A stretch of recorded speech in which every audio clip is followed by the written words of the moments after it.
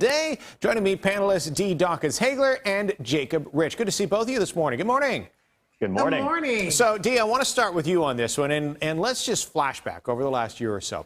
And let's start at the top with the federal, and we'll work our way down to the local.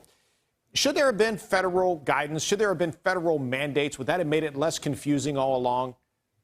Absolutely. I think the whole entire country should have been unified. That way we wouldn't have had mixed messaging. I mean, one day I might have been in Virginia where everything was mandated masks. And, you know, the next week I might have been in Georgia where there wasn't. And so the confusion just going from state to state was just too much. And people were just doing whatever their different states suggested. And that caused us to have to be behind the rest of the world in the number of cases that we were having. United States is supposed to be the best country in the world, and yet we were getting the most cases and having a lot of deaths, all because we did not have a unified mask system, mandated mask system in the country. And Jacob, there will be those who say, hey, this is the United States, meaning each state has the right to govern itself. So what do you think about that?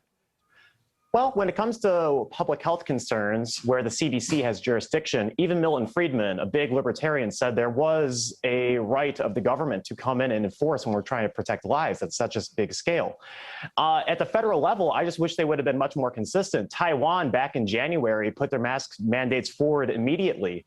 And the United States federal government didn't even say masks were useful until like the end of March and the beginning of April. So we actually had 3 months when we could have been reducing exposure that we didn't, just because the federal government wasn't organized, and that just cast doubt on their entire ability to give guidance to states and even for them to be trusted throughout the entire pandemic.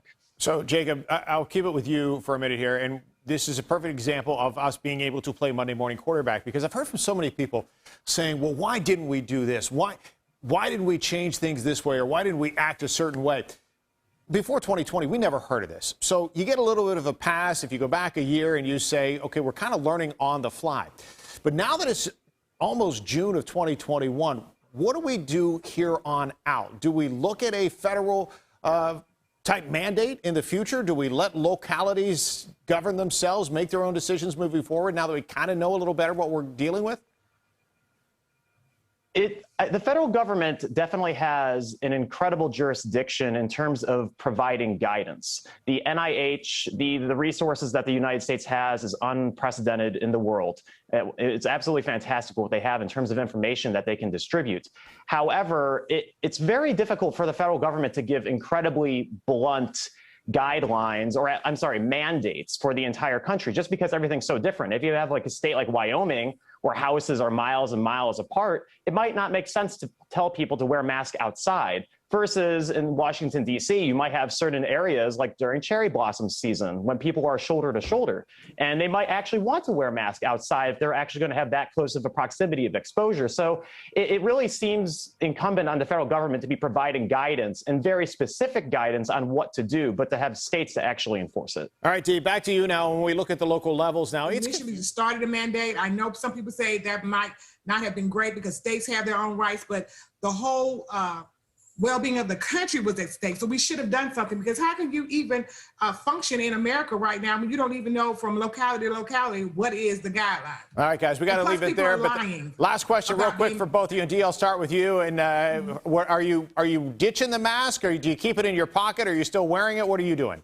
Oh, no. As for me in my house, you know, we're going to wear our masks. I'm not ditching anything, because that CDC recommendation came so quick on us. People were not even prepared. You even heard, you know, Governor Northam say, I wasn't prepared. All across the country, it just kind of came quickly. I'm keeping my mask on until further notice, even though I've been vaccinated. All right, you got yours, Jacob. What about you?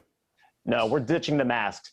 If you look at the data, over half the country has had at least one vaccine so far. And if you include all the people that have already been exposed to coronavirus, which does give you some protection, the vast majority, probably over 80% of the country, is now pretty close to immune. So I'd say the pandemic's over. It's time to go back to normal. Hoping for the best. And everybody, as you can see, has their own way of dealing with it to this point. And hopefully we'll stay a little closer maybe to the same page moving forward. Dee, Jacob, thanks both for joining us this morning. Thank you So much.